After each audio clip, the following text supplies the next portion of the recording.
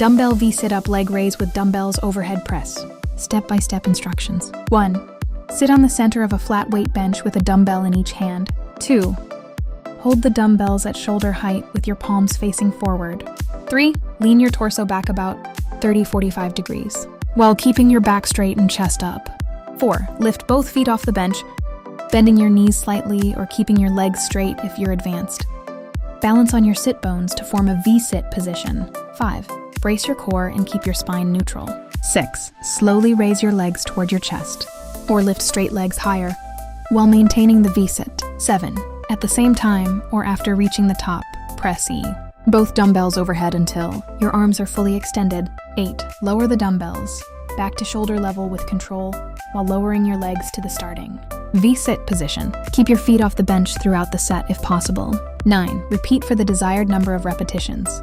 Thanks for watching.